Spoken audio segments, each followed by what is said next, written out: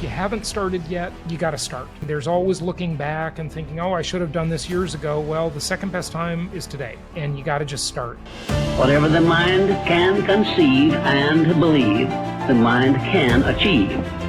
Welcome to the Dream Big and Think Different podcast, where we inspire, impact, and empower. Progress is impossible if you always do things the way you have always done things. It's time to dream big.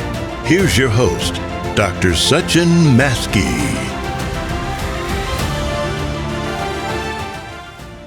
Hello, everyone. Welcome to another episode of Dream Big and Think Different podcast, where our mission is to inspire, impact, and empower millions of people. I'm your host, Dr. Sachin Maskey, and today we have a very special guest. Believe it or not, I was trying to get Jason in my podcast almost 4 months ago, but today we are finally in our show. He's another dreamer and my friend, Jason Hartman, who has a very, very inspiring story and a lot to learn today. I'm honored and privileged to, and very excited and thrilled to have him in our show today. Jason, I believe in 2021 in Salt Lake City in Snowboard Resort. I'm very happy again to have him in the show. Welcome, Jason. How are you doing today? Yeah, good. It's great to be here. And I know you've been very persistent about getting me on the show. So I'm glad we're finally here together after 4 months of talking about it or so.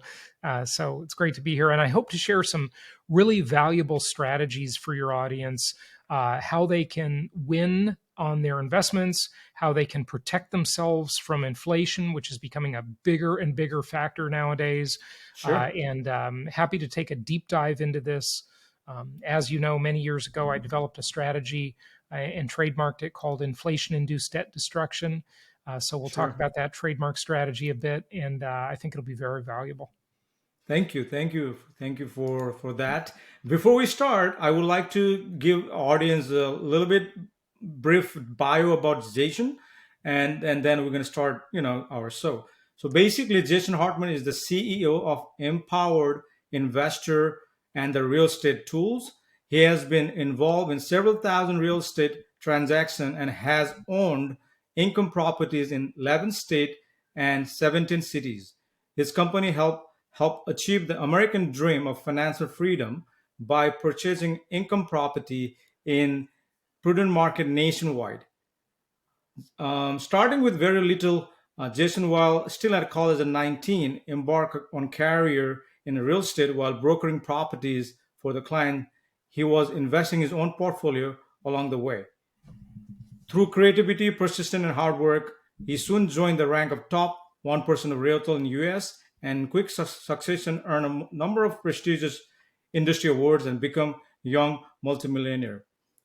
Jason currently lives in Florida, and he also has a podcast called Creating Wealth Podcast, to inspire and empower hundreds of thousands of people in 164 countries worldwide. And he also has a YouTube channel, by the way. I just was watching, and he more than 600 videos, 75,000 subscribers, and about 6 million views.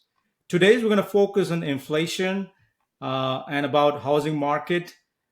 Before that, I would like to start with my first question for Jason. Who is Jason? Who is Jason and why he is in this world? Yeah, so, I grew up in Los Angeles, California, didn't have much money or resources growing up, and I became interested in real estate investing at age 16. I was very young. I saw a TV program about it. I went and got the author's book that they were talking to, and I read about 3 chapters of it, and that sort of kicked off my interest. My mom picked up that book, read the whole thing, and when I was 18, I decided to just get my real estate license to kind of learn the basics. I always was interested in being an investor, never necessarily brokering real estate. And I did start brokering real estate part-time while I was going to college. I was at Long Beach City College in Southern California. And my first year of college, I started selling part-time for Century 21. And I was selling HUD and VA repos, these foreclosure properties, to investors and first-time buyers. One of my investors had purchased several properties from me about the first 6 months of my career.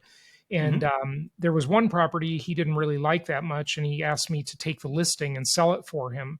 And I Right. told him I would rather buy it from him. So I bought my first investment property when I was 20 years old. I was Oh, still wow. living at home, but I had a rental property. So that's kind of an odd order to do it in. And Sure. from there, I just had been investing over many, many years. And I purchased a traditional real estate company in Southern California, turned it around, sold it to Coldwell Banker. And then, as we were negotiating this year long deal with Coldwell Banker for them to acquire my company, Sure. I started another business that would help investors buy properties nationwide. And Hmm. I'm still in that same business after all these years, about 18 years doing that. And it's been just a great experience helping investors build real estate portfolios and do this in diverse markets nationwide. Of And so course. that kind of brings you up to date. And over the last 18 years or so, or really I guess 19 years now, it's 2023, I got to remember that. Yes. um, I've developed a lot of unique strategies for investing and a lot of unique philosophies. Of Hmm. course, I've read hundreds of books on real estate investing. I've been to countless conferences on the topic. Right. And with my podcast and YouTube channel, I've interviewed thousands and thousands of experts. But I developed some strategies that are all my own, that are Hmm. completely my own thinking, and some of which I'll share with you today. And I think this can really help people get the edge on That would be great. getting a good return on their portfolio. Sure, that'd be great. So yeah, we're gonna dive detail into that in a few minutes, but I want to go back to your childhood because this podcast is Dream Big and Think Different. I want to know from you, what was your childhood dream? Oh well, it was probably to be an astronaut, and then it Like my might have son. morphed into being a rock star, and neither of those happened clearly. So Yes. here we are. Awesome, awesome. So why did you choose real estate? What was the reason you went into the real estate? I think what really the most important thing in life to have success in any endeavor is Hmm. really it comes down to kind of like one primary concept, and the concept is leverage. If whatever you Absolutely. do, you need to get leverage. The mathematician from ancient times, Archimedes, said, "Give me a lever long enough and a fulcrum on Hmm. which to place it, and I can move the entire world." And that's true. Absolutely. If you get leverage, you can do anything. So, if it's breaking a bad habit, or developing good habits, or getting yourself to do something, you want to get leverage over yourself, right? If you Yes. want investments to perform well, it's much more powerful if you have leverage. And income producing real estate provides the most leverage of any asset class. And that's why I like it so Absolutely. much. Absolutely. There are a lot of benefits, but other benefits I like myself is tax, leverage and tax with the real Yeah. estate, I always say it's So, the most tax favored asset class in America. And yeah, it's also the most debt favored asset class in America. And when I say debt, I'm using it in a good way because yeah, debt is leverage, and yeah, just a very powerful asset class. sure, definitely. So, that's beautiful, and let's dive into your main topic today about inflation. Sure. Let's hear about it, and if you can explain us why it's important, and and go from there.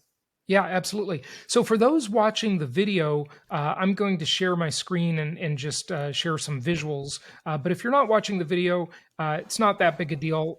We'll explain it, and I think you'll get the point of it. So, as we all know, since the creation of the Federal Reserve just over 100 years ago, the dollar has lost a lot of its value. Mm-hmm. It's still called the same thing, it still has Mm-hmm. the same name, but the value of it has been reduced dramatically. And especially the last couple of years, we've seen lots and lots of inflation stealing people's wealth. So the question is, how Definitely. can we actually turn this equation on its head and benefit from this inflation? Well, inflation hurts most people. For most people, it's a disaster. Yep. But for some that know how to play the game, they can really win with inflation. In fact, it is the hidden wealth creator. I know Absolutely. some people are thinking, oh, he's probably just going to say real estate appreciates, and so it's a good hedge against inflation. No, there's much more to it than that, and that's what we're going to go over. I developed a strategy years ago called Hmm. inflation induced debt destruction. And again, it is this hidden wealth creator. And one thing I think we can all bank on is that governments around the world, and of course the US government, and central banks around the world, and the US central bank, the Federal Reserve, Hmm. they all collude together and they coordinate Right. their activities, and they will create more currency. No Hmm. doubt about it. I think there's no way that doesn't happen. And historically there's a lot of history to back this up. Now, you got to remember something, that the value of anything in the world is determined, I say, by two primary factors: scarcity and utility. That's what makes anything valuable. So if you Love think it. about it, we're talking about money and investing here, but let's think about that more broadly. If you look at the important people in your life, your loved Hmm. ones, your spouse, your significant other, your children, right? Hmm. They're valuable to you because they are scarce. There is only one of them, right? Absolutely. And so that's what makes something valuable, right? Scarcity and utility. And Yeah. so for a currency to be valuable, it has to be scarce. If they Yeah. keep printing more of it, it becomes less and less valuable.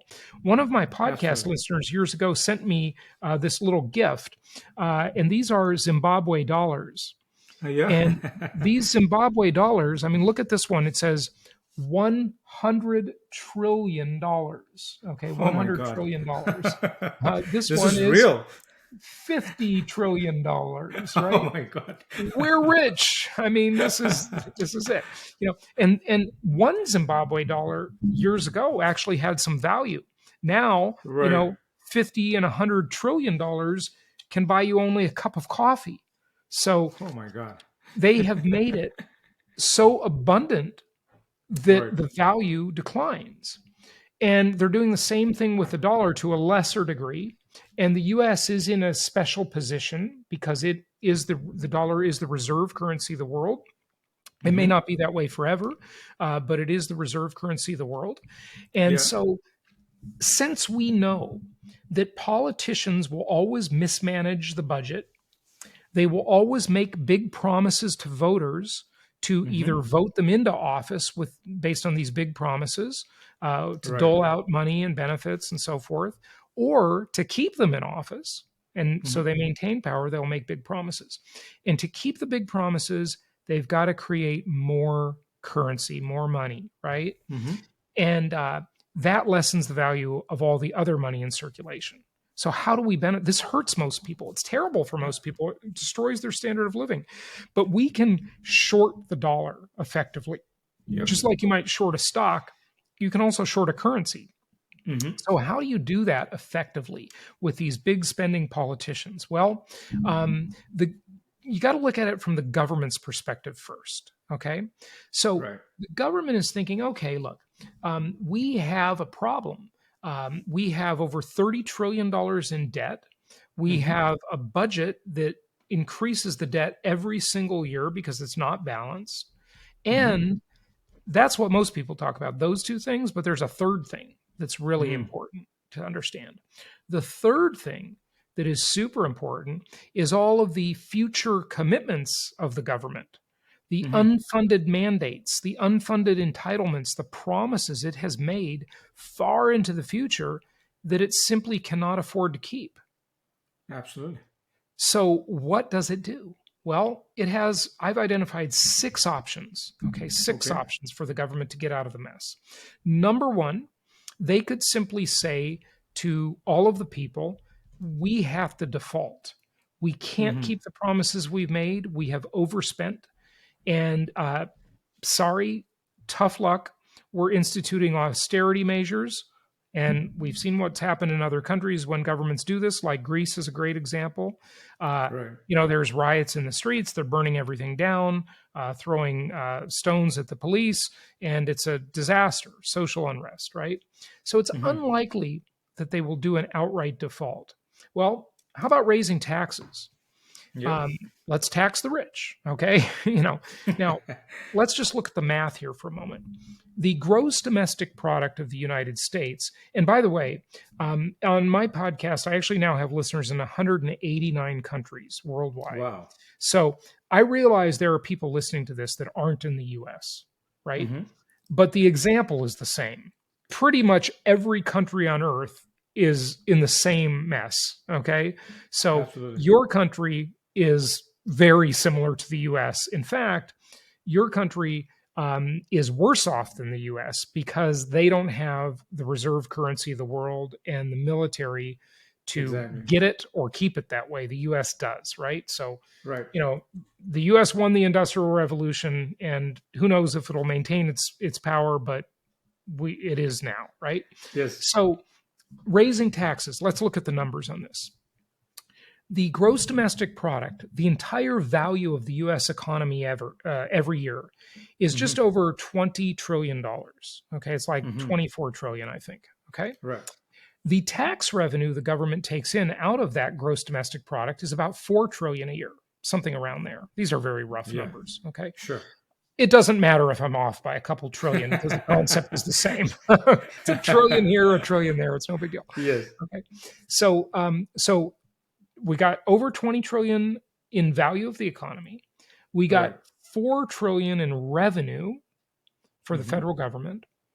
And we have got a debt load of over 30 trillion. It's crazy. We've got unfunded mandates and entitlements. I didn't give you a number on that, by the way, because there are various opinions.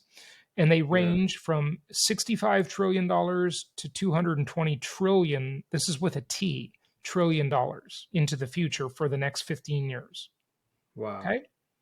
So there is no way to solve this problem by raising taxes. Hmm. If you taxed everybody in the United States at 100% and said, you can't keep any of your income, whatever you earn, you got to give it all to the government, Right. and you'll die of starvation, obviously, and you'll be homeless, right? Because you won't have any other money. You got to give it all to the government. The government would raise its revenue from 4 trillion to over 20 trillion a year, Right. but it still wouldn't solve the problem, right? Wow.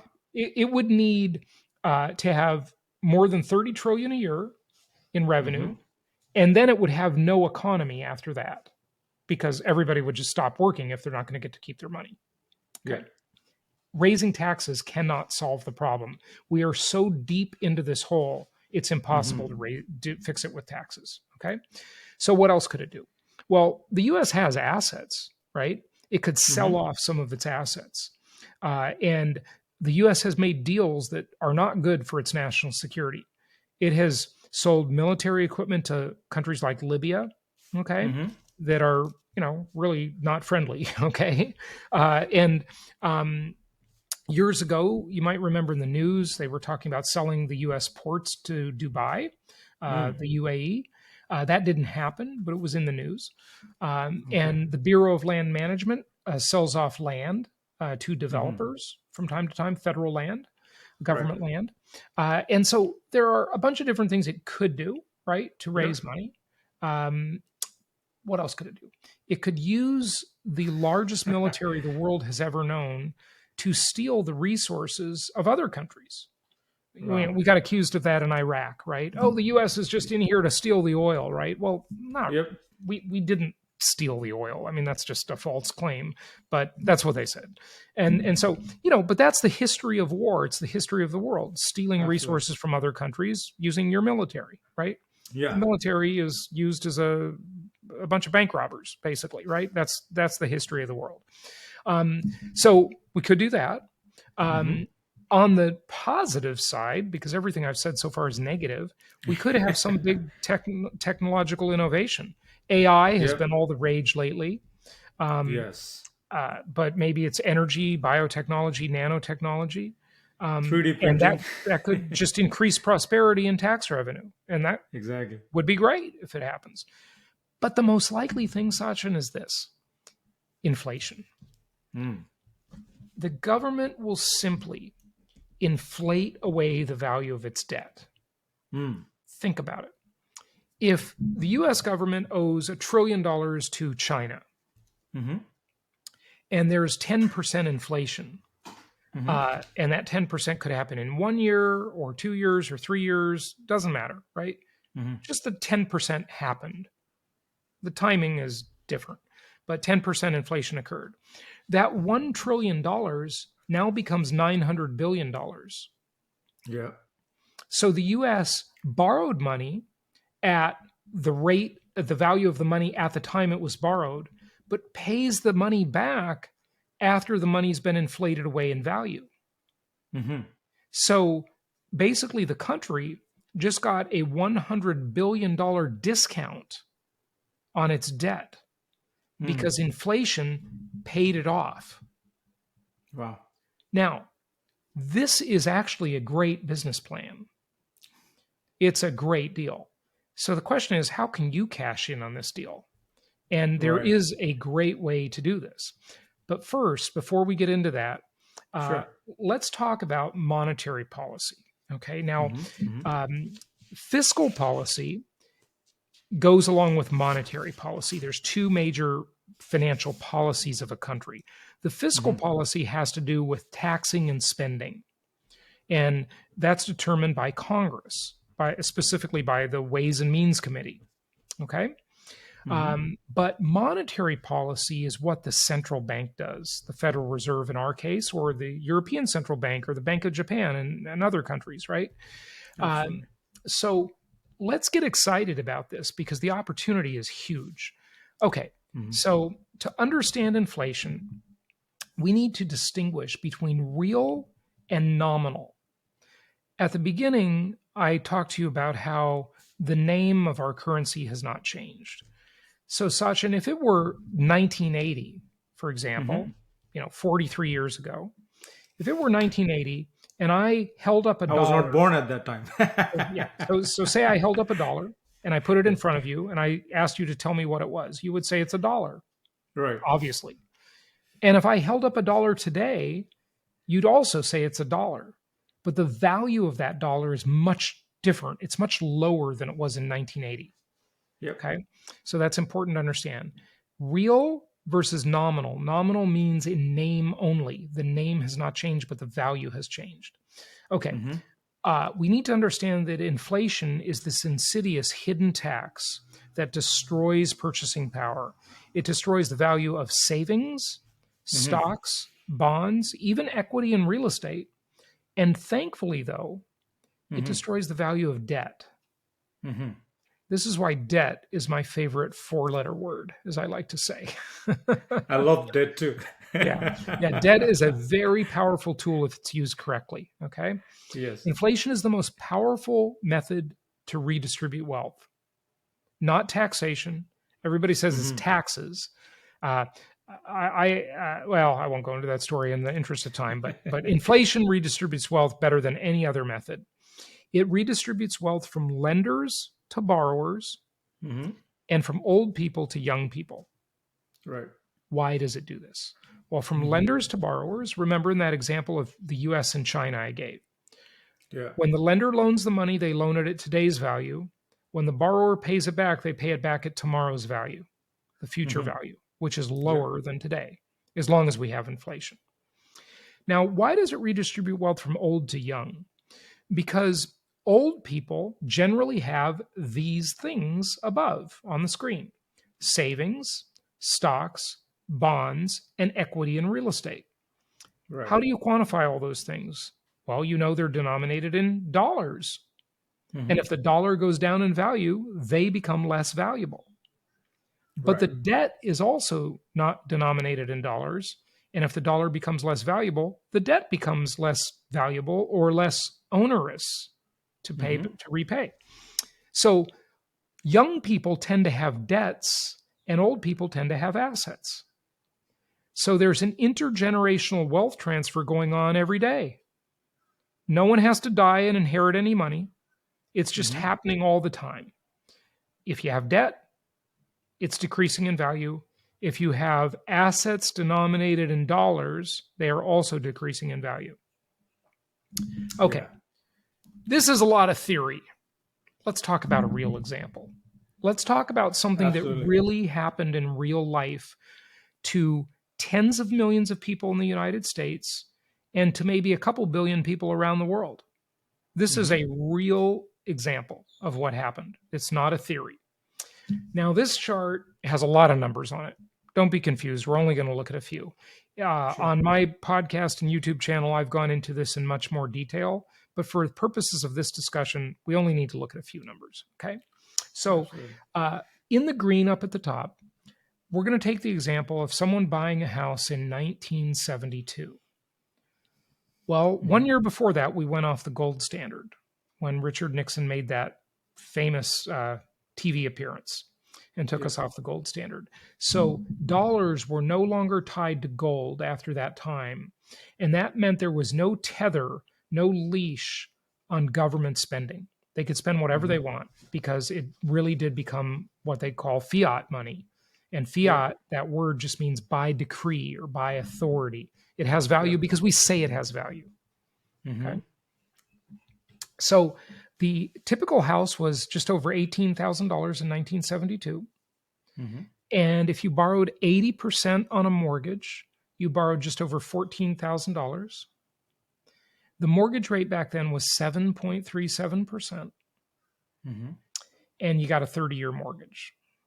Let's look at how that really played out for millions of people. In 1972, the inflation rate was 3.2%. And $1 was still worth a dollar because no inflation happened yet. Okay? So a dollar's worth a dollar. Now, the monthly payments on this house were $101 per month. Now, fast forward just 12 years, and there's a famous book that everybody needs to read because it's coming true, unfortunately, 1984 by George Orwell. Very important book, right? What is the book, sorry? 1984 by George Orwell, the famous book. You know, he wrote Animal Farm in 1984, two must-read books, okay? Okay, so we're writing a check for $101 per month to pay the mortgage on this house. We do that for 12 years. But 12 years later, a lot of inflation has occurred. And now that $1972 that we borrowed at is only worth 40 cents. It's lost 60% of its value. Right. And that means the $101 payment, we're still writing a check every single month. The check says $101, but the value of those dollars has declined to $24. So over time, because of inflation, that mortgage payment starts to feel a lot lighter and a lot easier because hopefully our salary kept going up and our income kept going up, and the value of those mortgage payments was fixed in nominal dollars, but the real value kept declining. So we're still writing a check for $101 every month, but the check is only worth $24 at that point. Now, let's fast forward to the end. Now we're in the last year of that mortgage and we're paying it off. Okay. So we pay it off at the end of 2001. And over that time, if you took $101 per month, 12 months a year, and multiplied it by 30 years, you paid just over $36,000 in nominal dollars. But in real dollars, after inflation hit them, you only paid $16,000, or sorry, wait, that's the wrong example. Yeah, $16,393, okay? And after tax benefits, you only paid $12,655 because remember, the interest on the mortgage is tax deductible. Right. Okay, so how does that play out? Let me see. We borrowed $14,000 and change when we got the loan in 1972. We paid back just over $36,000 in nominal dollars, but in real dollars, after inflation devalued them, because now at the end of the mortgage, the last year, that dollar is only worth 24 cents. Okay. And now in real dollars after tax benefits, we only paid 12,655. So we have to ask ourselves, what would be the effective interest rate based on this? Well, we thought we borrowed the money at 7.37%, but after inflation, we really only paid 1.06%. And after tax benefits, It's negative. we paid a negative interest rate Wow. of negative 1.16%. We literally got paid to borrow the money. And that is inflation-induced debt destruction.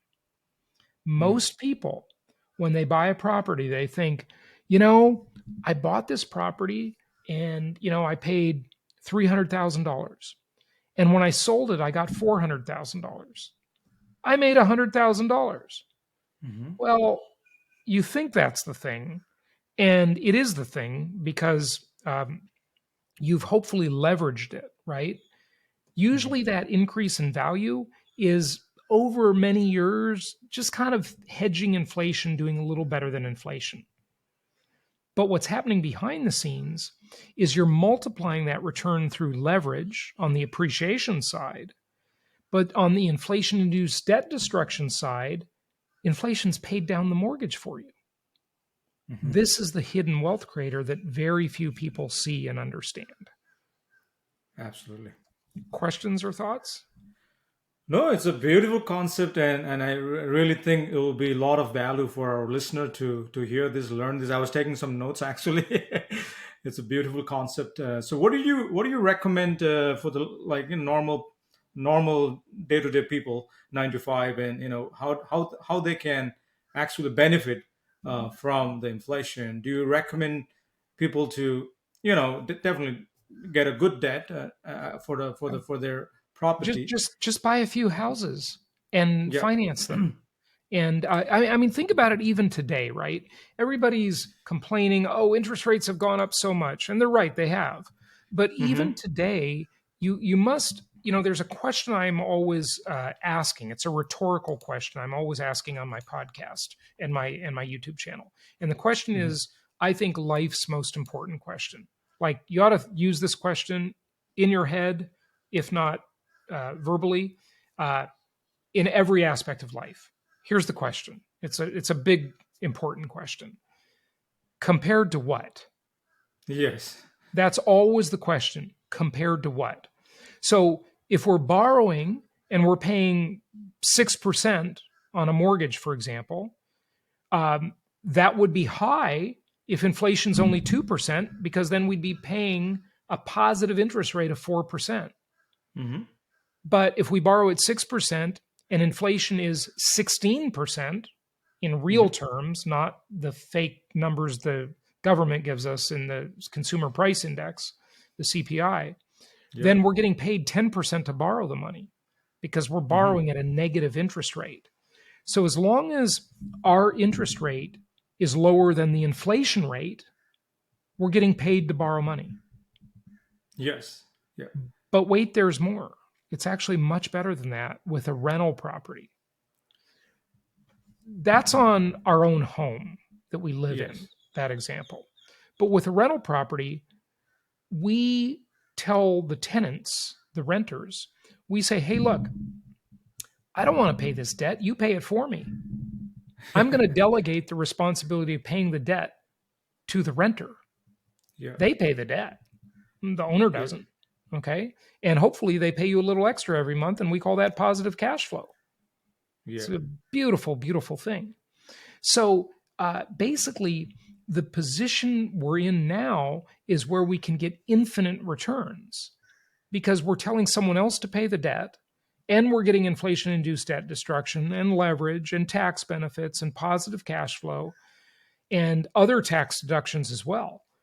So there's just no other asset class like income property.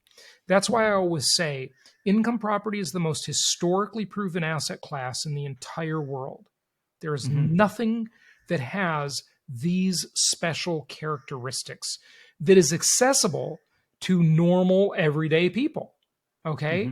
just normal, like even lower middle class people or people just trying to climb the ladder and get out of poverty, if they can get one property and structure it this way and manage it over the course of a few years, they'll just start to notice this huge difference in their financial life. Sure, definitely. That's huge, and I think one of the hidden secret in real estate a lot of people don't know about is a tax depreciation too, Oh, yeah. and the huge one. So, anyways, it was very useful information you have shared, Jason. I really appreciate that. I'm going to ask you a couple of other questions, but most importantly, I think you talk about this market. I really always remember when you said in Snowbird, linear market, the types of market. If you can briefly talk about that. Yep. So there are in a country as large and diverse as the United States, there's no such thing as a national housing market. Hmm. How's the real estate market? You'll hear someone come on the CNBC news channel, and they say these like sound bites that are just meaningless. They don't mean anything because they say, oh, well, this is what the housing market is doing. Well, tell me where the housing market is. Is it in Seattle, San Diego, Miami, New York? Like, I don't know where that is. Is it in Honolulu or Alaska? Where's the housing market? Okay. Sure. You have in the US nearly 400 metropolitan areas. Hmm. You have over 3,100 counties, over 9,000 cities, and countless neighborhoods. There's an Right. old saying in real estate, all real estate is local. All real estate is local. So these markets perform very differently. But let me give you an easy way to think about it. We divide them up into three major types of markets: Hmm. linear markets, cyclical markets, and hybrid markets. Hmm. So, what is a linear market? A linear market is most of the country, and mostly it's markets you don't hear about or probably don't even think about, okay? Because they don't get a lot of attention. Hmm. These are markets that we like to invest in. They have Absolutely. good cash flow, low prices, and good entry level rental property housing is abundant and it performs really, really well.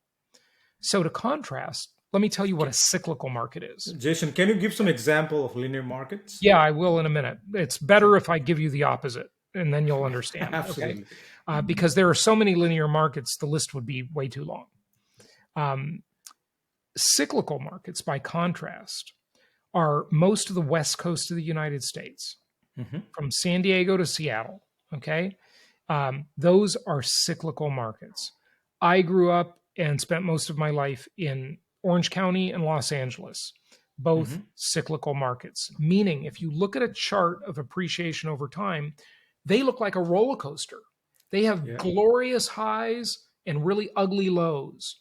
And it goes up and down and up and down. It swings a lot. That's a Right. cyclical market. They're Hmm. characterized by high prices and Hmm. bad cash flow because the rent to value ratio in those markets is way out of whack. It's in favor of the tenant.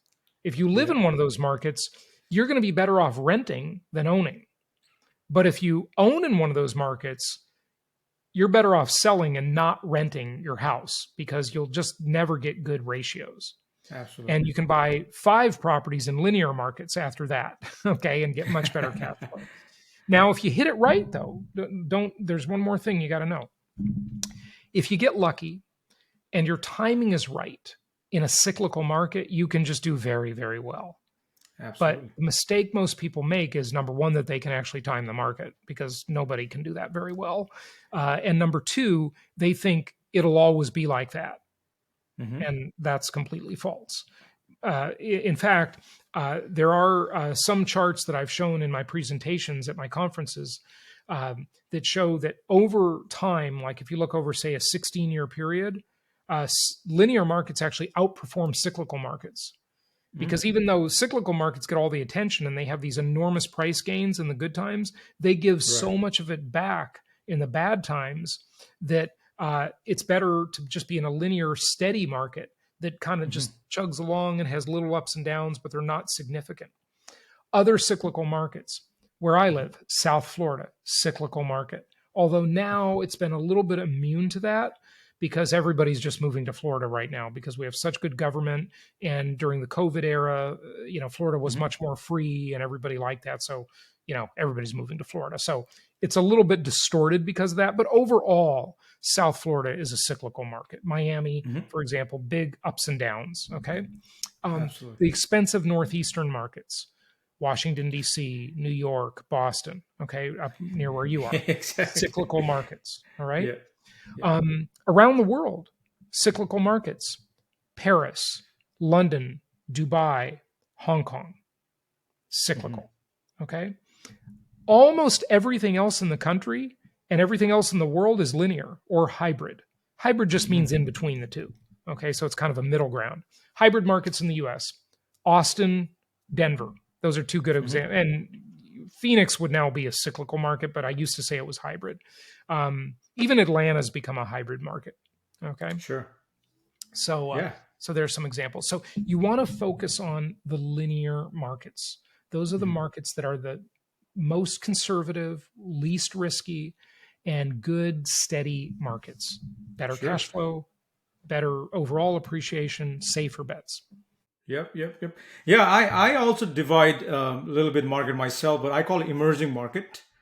And emerging market where the job growth, population growth, income growth, all those. So emerging or linear market is something we focus on, like Central Florida, Texas, Austin. You mentioned Dallas. All those are emerging markets. So that's very helpful, Jason, that you have provided some insights on that. Um, I guess we're a couple of more questions here for you. And my so I always ask this and I would like to know what is your dream now?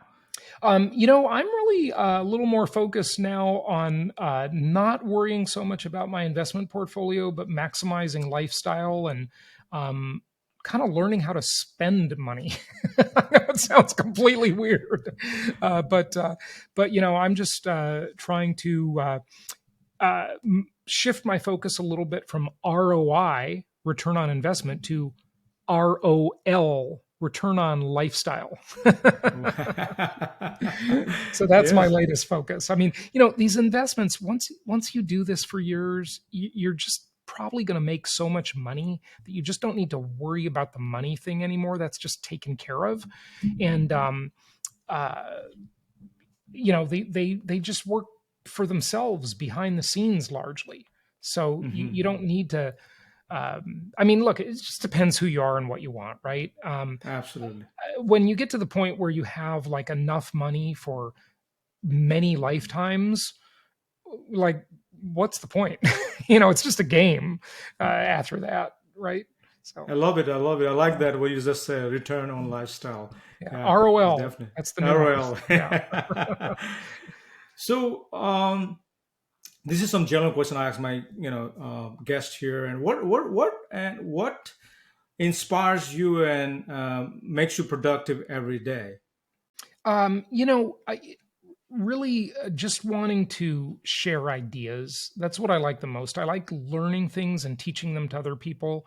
And, I get a lot of very positive feedback on that. Everybody just says they love the work and they've, learned a lot. It's changed their lives. They've purchased properties through our network and they've done very well with them.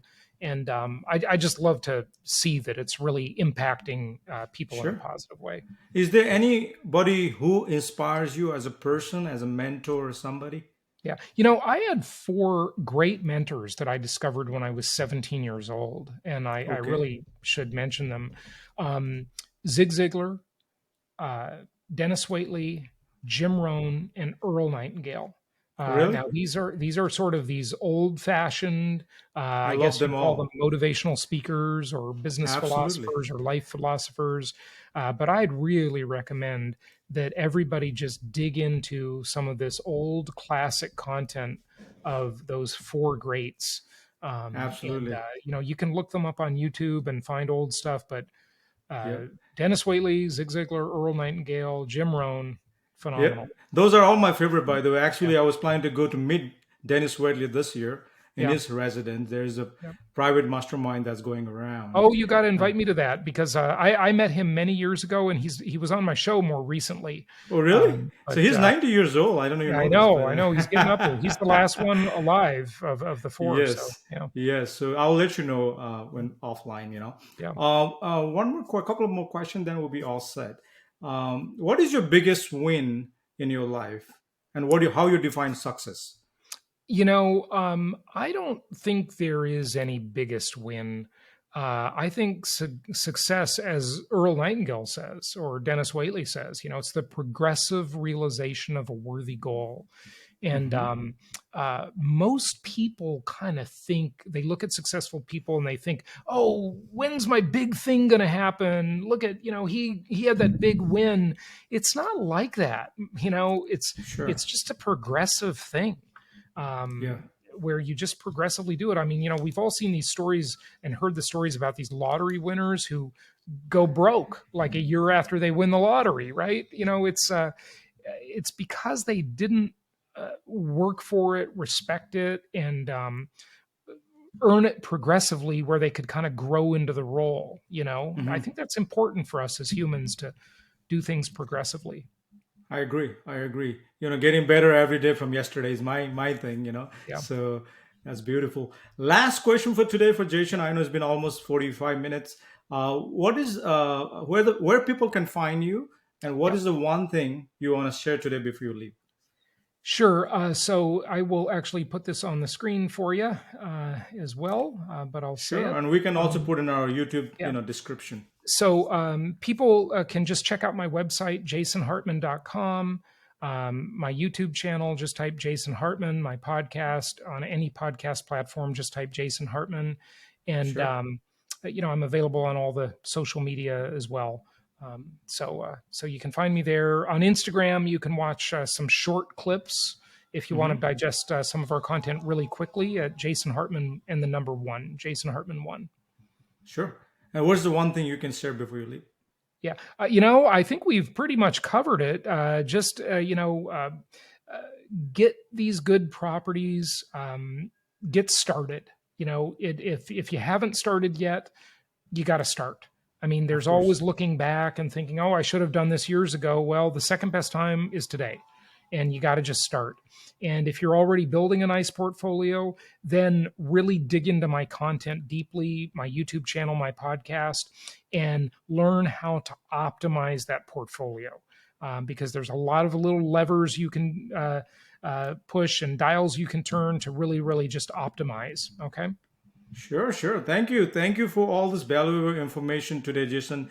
You are doing amazing. I really appreciate whatever you have done, and there's a lot of content people can follow him in YouTube. He's one of my favorite YouTube channel for real estate, and thank you very much for everything you have done. All right. So thank you, and everyone who's listening to this channel podcast today. I will appreciate if you can share, like, and subscribe. And then again, thank you very much. We'll see you next time. Happy investing. Thank you for listening to today's episode of Dream Big and Think Different. We hope you enjoyed it. Please be sure to subscribe to our show so you don't miss any gold nuggets. And we'd appreciate it if you could rate and leave us a review on iTunes, Spotify, and other platforms. Until next time.